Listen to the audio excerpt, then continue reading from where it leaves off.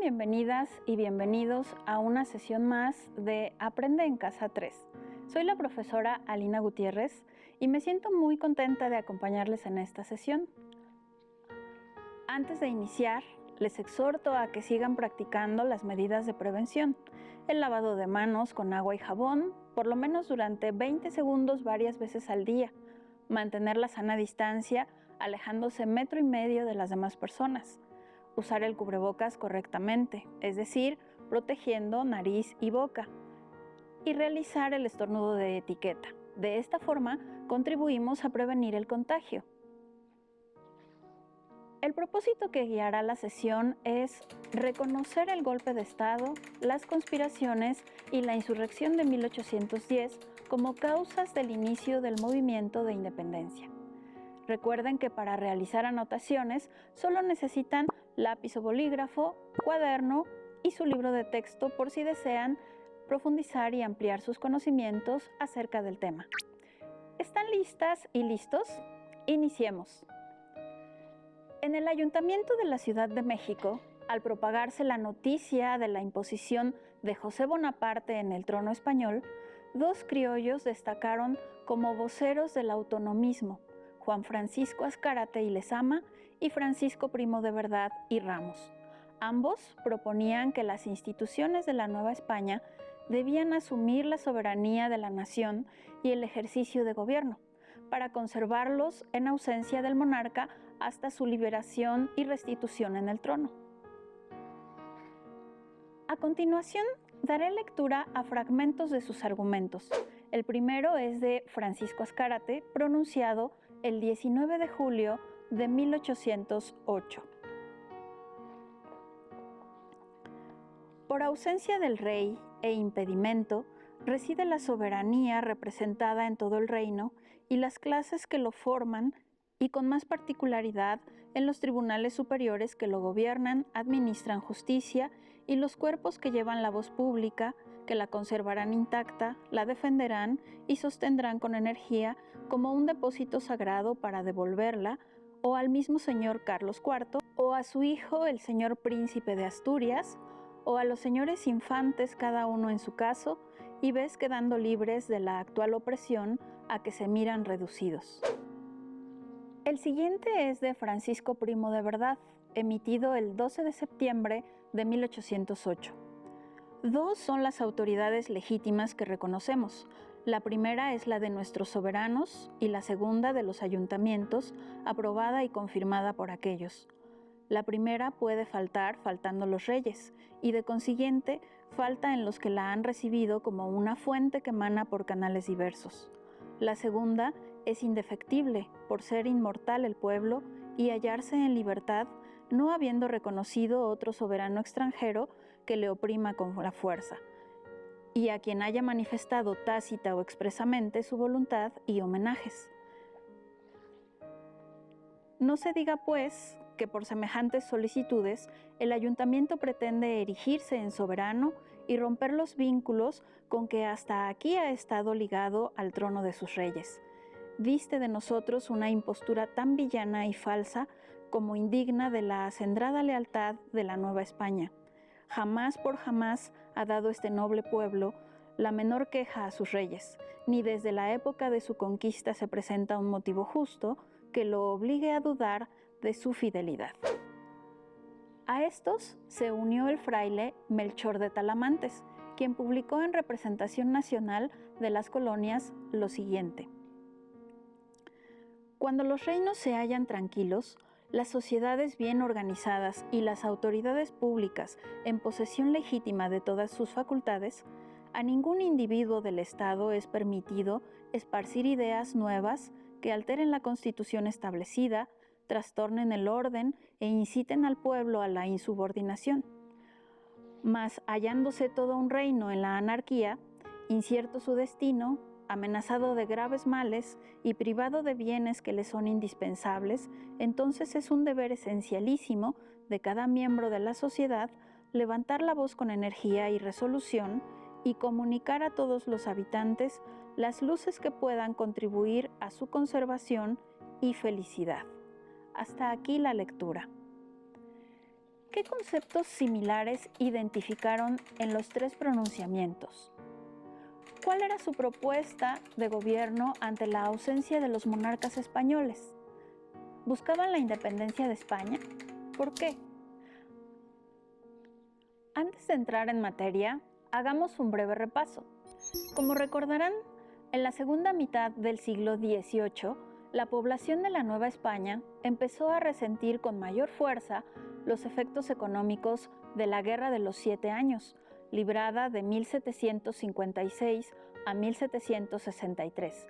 Entre las potencias europeas, Francia, Inglaterra y España, quienes buscaban ampliar sus dominios coloniales, esta guerra marcó el inicio de una serie de conflictos que extendieron el escenario de combate al continente americano.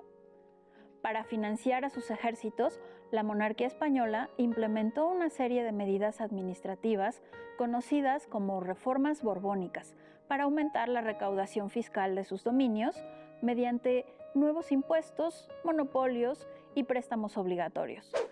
Medidas similares de las otras monarquías europeas propiciaron la independencia de las 13 colonias de Norteamérica, 1776, la Revolución Francesa, 1789, y la independencia de Haití, 1804. Estos acontecimientos tuvieron una honda resonancia en las colonias iberoamericanas, pero sería 1808 un año determinante. Francia rompió su alianza con la monarquía española e invadió la península ibérica. El rey Carlos IV renunció a su corona y el heredero, Fernando VII, fue capturado por Napoleón. Este impuso en el trono español a su hermano José Bonaparte. El pueblo español se levantó en armas contra la invasión el 2 de mayo de 1808, inició la resistencia, asumió la soberanía y convocó a Cortes, la instancia que en circunstancias excepcionales reunía a los representantes del clero, la nobleza y el pueblo llano. 2 meses y medio después de iniciados estos acontecimientos, llegaron las noticias a la Nueva España y se difundieron a través de la Gaceta de México. En ella se podía leer la declaración de Carlos IV en Bayona del 8 de mayo. Por un tratado firmado y ratificado, he cedido a mi aliado y caro amigo, el emperador de los franceses, Napoleón Bonaparte, todos mis derechos sobre España e Indias. Tendréis lo entendido y así lo comunicaréis a los demás consejos, a los tribunales del reino, jefes de las provincias, tanto militares como civiles y eclesiásticos, a fin de que este último acto de mi soberanía sea notorio a todos en mis dominios de España e Indias. En la Nueva España, la noticia causó inquietud en torno a la continuidad del gobierno colonial. En la Ciudad de México, el sector criollo propuso a través del ayuntamiento que ante la falta de una autoridad estable en España, se erigiera una junta soberana con miembros de las élites para representar a las ciudades, corporaciones y autoridades tradicionales. El 19 de julio de 1808, el Ayuntamiento de la Ciudad de México, en su carácter de cabeza del reino, se reunió y aprobó un acta escrita por el regidor Juan Francisco Azcárate, quien la presentó ante el virrey José de Iturrigaray, en la que se declaraba la fidelidad al rey por parte de los súbditos americanos, se desconocían por inválidas las abdicaciones reales, así como la necesidad de clarificar el rumbo y el destino del virreinato en ausencia del soberano legítimo. Una nueva representación por parte de Francisco Primo de Verdad vino a reforzar la postura fidelista y a la vez autonomista del cabildo capitalino. Si el rey se encontraba imposibilitado para gobernar, el pueblo asumiría la soberanía a que le habría delegado. En circunstancias extraordinarias, la autoridad no residía en el virrey ni en los demás funcionarios, sino a través de sus estamentos organizados y sus tribunales, como el ayuntamiento. Así pues, los ayuntamientos eran los organismos representativos. Cuando el virrey José de Iturrigaray conoció la propuesta del ayuntamiento, convocó a una junta general el 9 de agosto, que él mismo presidió en la cual se reunieron las autoridades superiores de la Nueva España, tanto civiles como eclesiásticas. La Real Audiencia, que era el tribunal más alto de la corona española, abogó por mantener el orden establecido, mientras el ayuntamiento enunció la facultad de asumir el control político virreinal hasta el restablecimiento del soberano en su trono. En reuniones subsecuentes se reafirmaron ambas posiciones. Lo que siguió fue el inicio de un enfrentamiento entre peninsulares y criollos. Los primeros pretendían mantener el orden de las cosas como hasta ese momento se encontraban, y los segundos vieron la oportunidad de ganar autonomía. Los criollos manifestaban que este gobierno autónomo evitaría cualquier conmoción social de descontento y que sería provisional hasta que el rey Fernando VII regresara a España. El sector peninsular temía que el proceso se radicalizase en un movimiento independentista y acabase con sus privilegios de clase dominante. Cuando el virrey se inclinó por la postura autonomista, las grandes corporaciones políticas del virreinato vieron un cambio irreversible que afectaría sus intereses económicos. Por ello, la noche del 15 de septiembre de 1808, un grupo de hombres armados, encabezados por el comerciante y hacendado Gabriel Yermo, comandaron un golpe de Estado, es decir, la destitución de la máxima autoridad. Alrededor de 300 hombres del comercio, que asumieron la representación del pueblo, asaltaron el palacio virreinal, tomando preso al virrey y a su familia. Con la aprobación de los españoles de la Real Audiencia, se optó por el uso de la fuerza para aprehender a los principales promotores del proyecto autonomista y sustituir al virrey. La Real Audiencia asumió el poder y nombró al mariscal Pedro Garibay como virrey de la Nueva España. El 16 de septiembre de 1808, un día después del golpe de Estado, para justificar el apresamiento y destitución del virrey Iturrigaray, la Real Audiencia, a nombre del pueblo, circuló una proclama. Habitantes de México, de todas clases y condiciones, el pueblo se ha apoderado de la persona del excelentísimo virrey. Ha pedido imperiosamente su separación por razones de utilidad y conveniencia general. Las nuevas autoridades también aprehendieron a Francisco Primo de Verdad y Juan Francisco de Azcárate, el abad de la Villa de Guadalupe, José Belle Cisneros, el canónigo José Mariano Beristain, el licenciado José Antonio del Cristo y el mercedario Melchor de Talamantes. Primo de Verdad fue asesinado días después en la cárcel del arzobispado. Melchor de Talamantes fue arrestado y se le formó causa de estado. Su biblioteca fue registrada y se le incautaron todos sus manuscritos, entre ellos apuntes para Plan de Independencia y Congreso Nacional del Reino de Nueva España. Por su radicalismo fue reprimido por las autoridades eclesiásticas y la Real Audiencia. En marzo de 1809 se decidió enviarlo a España para la continuación de su proceso. Recluido en el fuerte de San Juan de Ulúa, en espera de ser embarcado, enfermó de fiebre amarilla y murió. Por su parte, Iturrigaray fue enviado prisionero a España para continuar su proceso por infidencia. Estuvo preso en el castillo de Santa Cecilia, en Cádiz, y por intercesión de influencias, en 1810, pudo acogerse a la amnistía general promulgada por las Cortes. Falleció en Madrid de 1815. La Junta de Seguridad y Buen Orden absolvió a Juan Francisco Azcárate de los cargos de infidencia y se le permitió la continuación de su desempeño en el ayuntamiento. En septiembre de 1821 fue uno de los firmantes del Acta de Independencia del Imperio Mexicano. Este golpe de Estado, apoyado por el clero, los altos mandos del ejército y las élites españolas, así como la aprehensión y muerte de principales promotores, acabó con el primer intento de asumir la soberanía en la Nueva España. Veamos y escuchemos un breve recuento a través del siguiente video. La mayoría de los criollos consideraban a José I un usurpador y pedían que volviera a gobernar Fernando VII. Por su parte, a un alto porcentaje de los peninsulares no le importaba quién estuviera al mando de la metrópoli, siempre y cuando se encargara de salvaguardar sus intereses. Se negaban a disminuir sus ganancias comerciales, a abandonar los puestos gubernamentales y administrativos de influencia y a perder sus privilegios. Luchaban por mantener su estatus intacto. Durante los años que se mantuvo la Guerra de Independencia Española, en Nueva España, los grupos criollos y peninsulares fijaron posiciones. Los criollos dieron inicio a las primeras juntas de conspiración contra lo que consideraban el mal gobierno.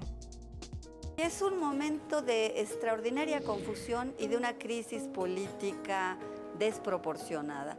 En el virreinato había sentimientos de malestar, había molestia, había una cantidad de cosas, pero un derrumbe de esta naturaleza de la monarquía y una crisis consecuente en donde todos los referentes se habían movido, en donde el antiguo amigo ahora se había vuelto enemigo, Francia se había vuelto el enemigo, en cambio el antiguo enemigo, Inglaterra, ahora era el aliado que los estaba ayudando a salir adelante.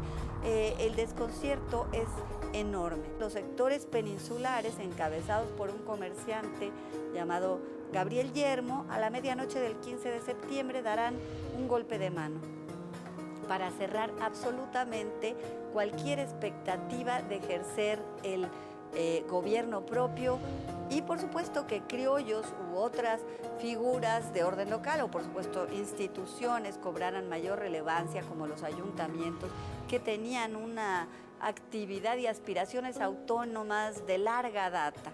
Entonces, los grupos peninsulares cierran radicalmente la posibilidad de que estas discusiones puedan llegar más lejos y en consecuencia dan un golpe deponiendo al virrey Iturrigaray y poniendo a otro virrey que es Garibay. Durante el tiempo que duró la Guerra de Independencia Española, se constituyeron juntas de conspiración no solo en Nueva España, sino en las principales ciudades americanas. Cuando fue desmantelada la iniciativa autonomista impulsada por Primo de Verdad y Francisco Azcárate, surgieron varios grupos de criollos inconformes con la situación de exclusión en la que vivían en la sociedad novohispana con relación a los peninsulares y comenzaron a reunirse clandestinamente. Esos grupos de conspiradores compuestos por mujeres y hombres, mayormente criollos, pertenecientes al sector medio del clero, de la milicia y algunos comerciantes, se reunían con el pretexto de tertulias literarias. Estas reuniones buscaban revertir la situación y trazar el camino hacia la autonomía que en 1810 transmutó lentamente hacia una revolución de independencia. En 1809, en la ciudad de Valladolid, hoy Morelia, se reunía un grupo de conspiradores en la casa de José García Obeso.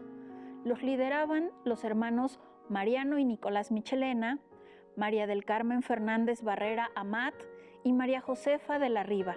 Su intención era apresar a las autoridades y formar la anhelada Junta de Gobierno de la Nueva España. En diciembre de ese año fueron delatados. Los líderes encarcelados, enjuiciados y liberados tiempo después. El proyecto de los conspiradores continuó en Querétaro, con el párroco Miguel Hidalgo, el militar Ignacio Allende, los corregidores Miguel Domínguez y Josefa Ortiz, los hermanos Epigmenio y Emeterio González, tenderos del pueblo, entre otros. Les invito a ver y escuchar el siguiente video sobre la conspiración de Valladolid de 1809 y su influencia.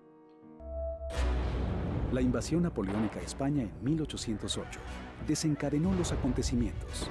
La familia real abdicó presionada por Napoleón Bonaparte. El trono fue usurpado por José Bonaparte, hermano del emperador, hecho que fue rechazado no solo por los españoles, sino por todos los habitantes de las colonias y reinos españoles. Los criollos de la Nueva España se sintieron entonces con el derecho de crear una Junta Suprema, encabezada por ellos, que gobernara temporalmente, reconociendo a Fernando VII como rey y guardando el trono para él. Las autoridades peninsulares de la colonia se opusieron a esta idea, pues la veían como el primer paso que llevaría a la liberación política del reino, por lo que dieron un golpe de estado, destituyendo al virrey Iturrigaray, que simpatizaba con los criollos. Cancelaron así la vía pacífica del cambio. Esto no intimidó a los grupos opositores criollos. Al contrario, empezaron a conspirar en contra del régimen instaurado por los españoles. Así, en varias ciudades del Bajío se llevaron a cabo juntas secretas, pero fue la de Valladolid en 1809 la más importante.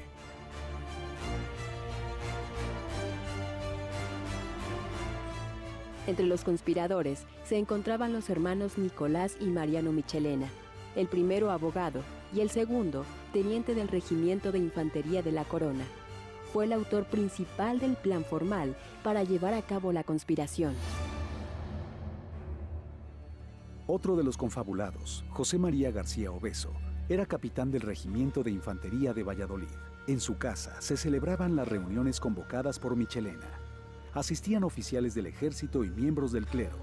Fue a él a quien se le confió el mando político y militar del movimiento.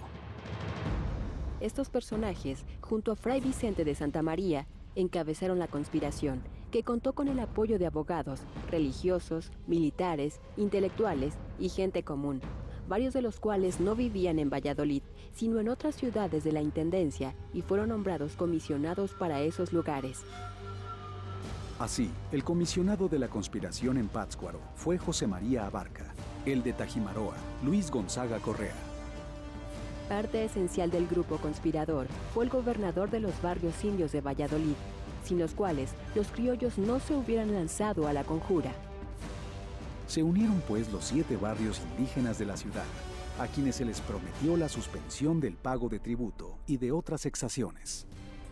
A los criollos se les ofrecieron los puestos políticos y administrativos, hasta entonces en manos de los españoles. Es bastante probable que Hidalgo y Morelos estuvieran al tanto de la conspiración, pues Luis Gonzaga Correa, el comisionado de los conspiradores de Valladolid para el rumbo de Tajimaroa, fue administrador y luego arrendatario de las haciendas de Hidalgo.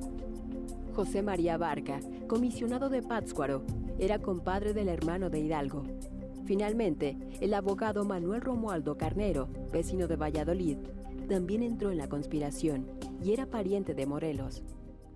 Sin embargo, no es del todo seguro que las conspiraciones del Bajío se hayan derivado de la de Valladolid, pues era general la efervescencia de la Nueva España. Mayor relación había entre García Obeso y Mariano Michelena por una parte y Allende Aldama y Abasolo por otra, pues como militares habían tenido oportunidad de conocerse. Sin embargo, salvo el decir de Michelena, el proceso de las conspiraciones de Valladolid no ofrece ningún indicio en que aparezcan las conspiraciones del Bajío. El objetivo de la conspiración era el establecimiento de un Congreso soberano, conformado por criollos, que gobernaría la colonia en nombre de Fernando VII, en caso de que España cayera completamente bajo el poder de los franceses. Los criollos la veían realmente como la oportunidad de conformar un gobierno americano, y si las autoridades peninsulares se oponían, el plan era derrocarlas por medio de la lucha armada. Se buscaba un cambio político total, contemplando incluso el uso de la fuerza para lograrlo. La conspiración comenzó a organizarse en septiembre de 1809, extendiéndose a varias ciudades, entre ellas Querétaro, donde las ideas de libertad fueron madurando. Por eso, cuando la Junta de Valladolid fracasó, la de Querétaro siguió adelante. La revuelta estaba programada para comenzar el 21 de diciembre de 1809. Sin embargo, sus miembros fueron denunciados por Francisco de la Concha, cura del Sagrario de la Catedral, y todos fueron apresados acusados de conspiración. Al darse cuenta de que habían sido descubiertos, García Obeso se había encargado de quemar el documento, firmado por los hermanos Michelena, que hablaba del plan conspiratorio. Durante el juicio, todos los implicados declararon lo mismo, que su objetivo era defender el reino para Fernando VII y hacer lo necesario para que los peninsulares de la Nueva España no lo entregaran a los franceses. Sin ninguna prueba que los condenara, el castigo no fue severo. El virrey y arzobispo Francisco Javier Lizana y Beaumont consideró que un castigo demasiado duro podría precipitar un levantamiento, hecho que muchos consideraban ya como algo inevitable. Es así como en enero de 1810 ordenó la liberación de todos los inculpados. A pesar de su fracaso, la conspiración de Valladolid se convirtió en el antecedente directo del movimiento definitivo de 1810, por ser el primer plan que se puso en práctica para liberar a la Nueva España del gobierno peninsular, y porque sentó las bases para que Querétaro tuviera finalmente éxito. Lo verdaderamente importante eran las ideas de igualdad y soberanía, que lograron implantar en la mente de tantos otros hombres que, guiados por ellas, lucharon hasta el fin para lograr la ansiada libertad. Antes de concluir, hagamos una breve recapitulación. Ante las noticias de la invasión napoleónica y la ausencia de rey español, en 1808 el regidor Francisco Azcárate envió al virrey Iturrigaray una representación donde refrendaba la fidelidad al rey por parte de los súbditos americanos y se desconocían las abdicaciones reales. Secundado por otros criollos como Primo de Verdad, se afirmaba que al ayuntamiento, en concertación con las demás corporaciones del reino, le competía asumir la soberanía de la nación y el ejercicio de gobierno para conservarlos en ausencia del monarca hasta su restitución en el trono. Lo que siguió fue el inicio de un enfrentamiento entre quienes pretendieron mantener el orden de las cosas como hasta ese momento se encontraban y quienes vieron la oportunidad de ganar autonomía llenando el vacío de poder que dejaron las abdicaciones con la organización de una representación americana gobernante. Con un golpe de Estado contra el virrey Iturrigaray y la aprehensión de los promotores de autonomismo, fue erradicada la primera opción de autogobierno, pero ante esta situación los criollos comenzaron a organizarse clandestinamente. Después de ser descubiertas por las autoridades realistas, las conspiraciones de Valladolid en 1809 y la de Querétaro en 1810, el 16 de septiembre, Miguel Hidalgo salió de Dolores con apenas 600 seguidores. En los siguientes meses se sumaron a la causa miles de mujeres y hombres criollos, indígenas y castas, y conforme la movilización armada se propagaba geográficamente, la insurrección se convirtió en una guerra que se prolongó poco más de una década, como estudiarán ustedes más adelante. Listo, hemos terminado, pero antes de despedirnos, les tenemos un reto. El movimiento independentista iniciado en 1810 fue multicausal, es decir, que confluyeron diversas causas tanto internas como externas. En su cuaderno u hojas enlisten cuáles fueron los procesos históricos que influyeron en la Nueva España y el inicio de su independencia. Deberán, en cada uno, redactar un argumento que responda ¿por qué fue un factor que propició el movimiento de independencia? Para resolver el reto pueden apoyarse en su libro de texto de Historia de México de tercer grado. Por hoy hemos concluido, pero aún nos queda mucho por descubrir. Así que nos vemos pronto, aquí en Aprende en Casa 3. Hasta la próxima.